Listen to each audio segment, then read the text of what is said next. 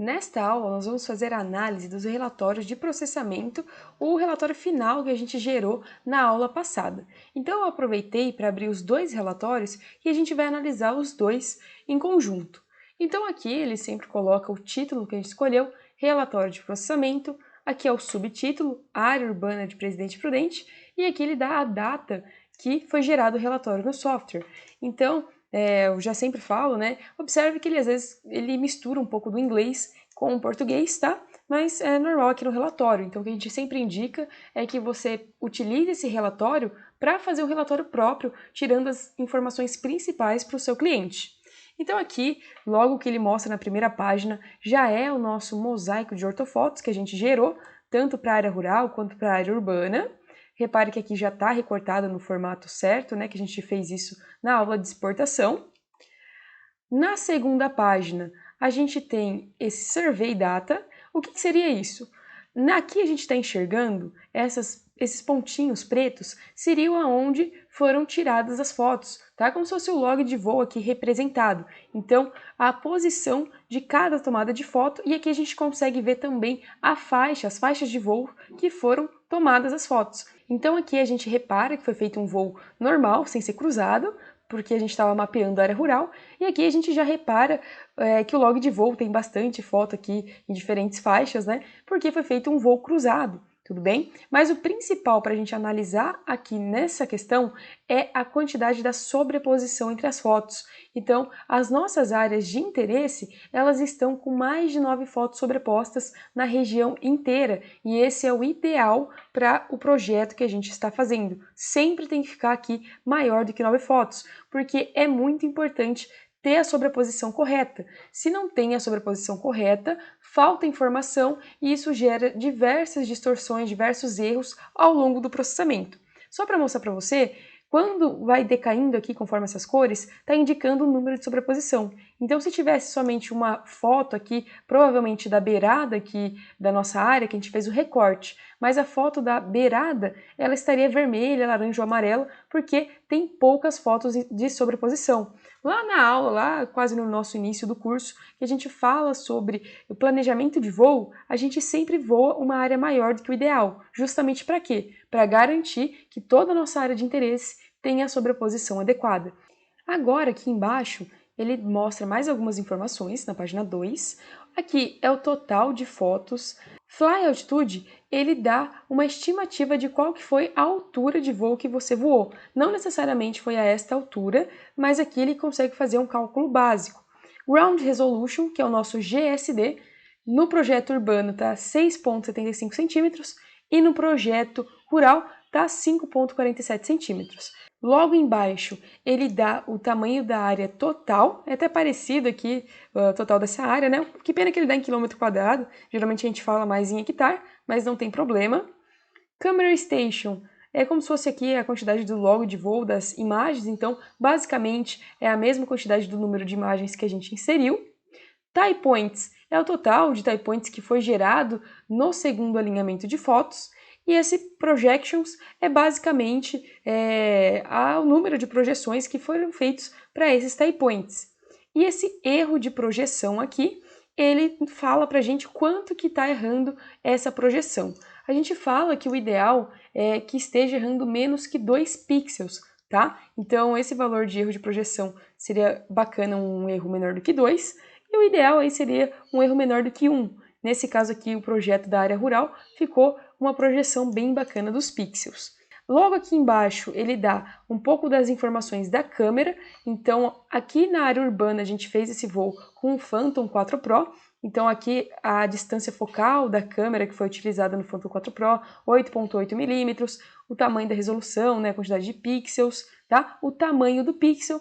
E aqui já é a câmera do Mavic 2 Pro. Então, a distância focal é 10,26 milímetros. A gente viu que essa questão aqui dessa distância focal ser maior é um drone que permite você ter uma maior produtividade em campo, né? Então, aqui ele também dá a resolução. Logo aqui na página de baixo, a gente tem a calibração de câmera, então ele vai dar o resultado para a gente de quando a gente fez aquele otimização de câmeras, quando a gente corrigiu aqueles parâmetros para evitar distorções. Então repare que de uma câmera para outra é diferente essas correções, tá? Os parâmetros que o software encontra são diferentes, você pode analisar aqui embaixo, nessa tabela aqui, que ele faz uma correlação dos parâmetros que ele encontrou e qual que foi a quantidade de cada parâmetro. Repare que a quantidade não é igual, tá? O valor, o erro aqui é diferente. E repare também que olha só como que foi a correção desses parâmetros. Então, aonde está vermelho, né, é que sofreu maior influência aqui dessas correções, que teria maior distorção. Então, repare aqui que a gente diz que essa câmera embarcada no Mavic 2 Pro, ela é bem melhor aqui do que essa câmera do Phantom 4 Pro, tá bom? Vamos ver aqui na próxima página essa questão de Camera Locations. Aqui, basicamente, ele vai falar o quanto que variou, tá? O quesito de aonde tirou a foto e aonde ela realmente seria aquela coordenada.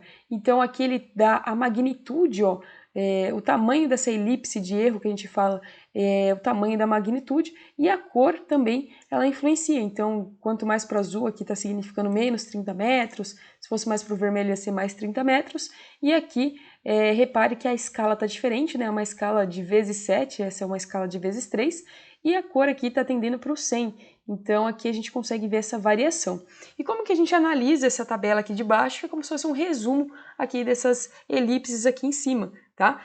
Essa tabela aqui basicamente seria o quê? Se a gente não tivesse utilizando pontos de apoio, o quanto que o nosso projeto ele estaria variando posicionalmente. Então a gente vê aqui que para a área rural, em XY, ó, se a gente vê aqui a resultante, a gente teria um deslocamento de 3 metros, e em Z a gente teria uma variação de até 90 metros. Então aqui o GPS do drone embarcado ele realmente teve uma variação muito grande. Então olha só a diferença de a gente utilizar os pontos de controle, tudo bem?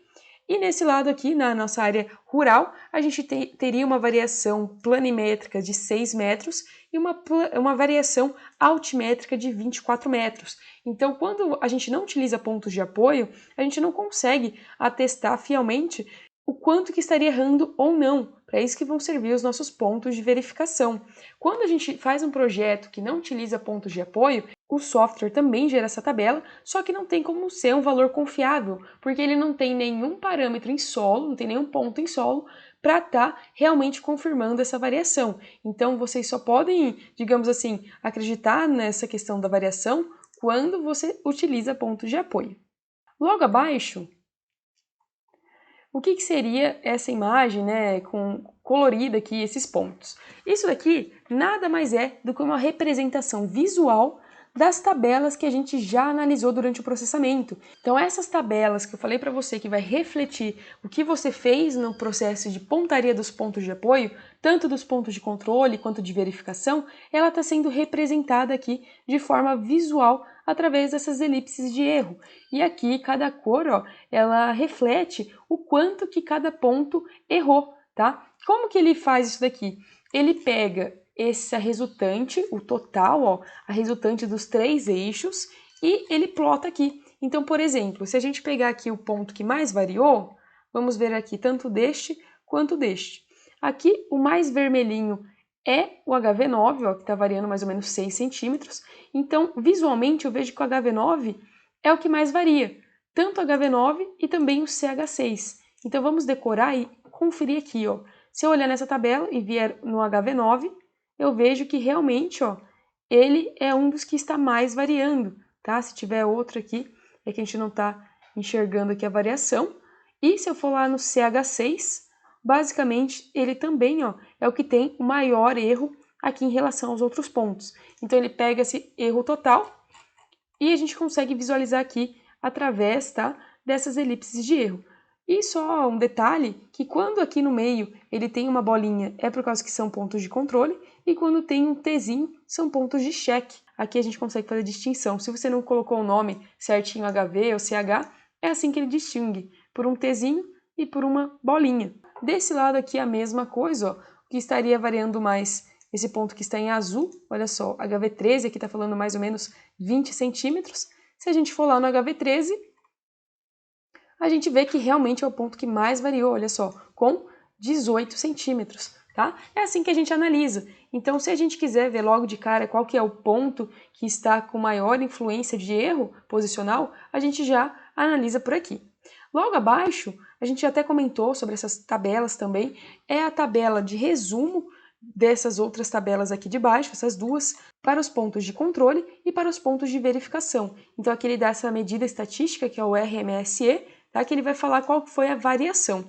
Isso daqui a gente já analisou, então só para voltar aqui na área urbana, a gente teve o erro de 2,68 centímetros em planimetria, em altimetria 9,89 centímetros. Já aqui para essa área rural, a gente teve em planimetria 4,76 centímetros de variação, em altimetria 3,47 centímetros. Essas duas tabelas a gente já fez a análise, né? Lembrando que essa coluna de imagem, que é medida em pixel, ela vai mostrar o quanto que você errou na pontaria dos pontos de apoio. O indicado aí é ser menor do que 1 e o ideal seria que fosse menor do que meio, tudo bem? Aqui ele mostra o nosso MDT, ele já faz aqui uma escala de altimetria, né, indicando aqui pelas cores qual que foi mais ou menos a variação do seu terreno. Em Resolution, ele fala qual que é a resolução, então esse daqui está 21,9 centímetros, esse daqui 27, e ele dá também a densidade de pontos por metro quadrado. Então, se você pegar 1 metro quadrado aqui nesse produto, você vai encontrar 20 pontos, basicamente 21 pontos. E nesse daqui, se você pegar 1 metro quadrado, vai ter 13,7 pontos, né? Quase 14 pontos por metro quadrado. E aqui ele começa a falar um passo a passo de todos os parâmetros que você utilizou para fazer o processamento. Então, por isso que quando você tem alguma dúvida no seu projeto, alguma coisa está dando errado, geralmente a primeira coisa que o suporte técnico vai pedir para você é mande o relatório de processamento, porque aqui a gente consegue ter uma análise geral, uma visão geral do que você fez no seu processamento. Então, olha só, aqui em geral ele dá qual que foi a quantidade de fotos. A gente aqui consegue ver se realmente todas as fotos do seu projeto elas foram alinhadas, marcadores, quantos pontos de apoio você utilizou, se você utilizou ou não, tá bom? Em Shapes, ele conta basicamente aqui quantos polígonos tinha, quantas polylines, tá? Geralmente ele conta aqui com as curvas de nível, geração. Então, olha só, o sistema de referência, Sirgas 2000, Zona 22 Sul, tá? Os ângulos de rotação. Aqui na questão da nuvem de pontos, ele fala sobre a projeção dos pontos, então a gente tem como analisar isso também. Parâmetros de alinhamento. Então, repare, tudo que a gente fez, precisão elevada, que a gente fez o segundo alinhamento de fotos, generic pre-selection não, porque isso daqui a gente só utiliza quando não tem log de voo, e geralmente a gente sempre tem log de voo quando a gente está fazendo o processamento para mapeamento. Olha só, quantidade de key points, quantidade de tie points, tá? Então tem como a gente saber tudo o que você fez, se você utilizou máscaras, quanto tempo demorou o seu processamento, tá bom? Então tudo isso é muito simples aqui para a gente analisar, dá para saber o que você fez, o que foi feito. Nessa parte de otimização, aqui dá para saber se você fez a otimização de câmeras ou não. Então, quando você está com um problema no seu projeto e você está errando metros, uma das primeiras coisas que a gente analisa é só descer aqui o relatório e observar se você aplicou ou não a otimização de câmeras, porque isso já evita você estar errando erros métricos, certo? Aqui a gente vê quais foram os parâmetros que ele encontrou. Aqui também dá para saber qual que foi o tempo que demorou para processar, olha só, mapa de profundidade, tá? Como foi utilizado. Então dá para saber tudo, basicamente tudo mesmo. Olha só, questão do modelo, tá? Aqui a gente vê a quantidade de faces que foi gerada no nosso team, basicamente, né? Se foi um modelo colorido que você gerou. Então, tudo que você fez tem todos os parâmetros aqui. E por fim, ele fala, olha só, qual que é o software que você está utilizando, qual que é a versão. Então, a versão aqui do Agisoft 1.6.2 e ele dá as configurações aqui do computador que você está utilizando para processar. Esse daqui eu só estou utilizando para abrir o projeto, então é o meu notebook mesmo, ele é um pouquinho fraquinho, ó, 8 GB de RAM, né, é 1.5, mas GeForce 920 MX, só que geralmente o computador que a gente utiliza para processar e o notebook também, a gente já comentou com vocês na questão das configurações de máquina, né? Tanto para notebook quanto de computador também. Então, basicamente, olha só, essa análise do relatório é bem completa, ele dá um relatório bem completo, dá para a gente ter bastante informação do que foi feito no projeto, e o que a gente indica sempre é que você utilize esse relatório para montar um outro relatório e mostrar para o seu cliente, tá? Você tem que saber explicar para ele o que foi gerado, o que está sendo entregue. Então, é uma forma meio que de honestidade você saber montar um relatório e realmente entregar uma precisão que é exigida, tudo bem? Então, a análise de relatório foi isso. Qualquer dúvida, estamos aí para responder. Desejo bons estudos para você. Até a próxima!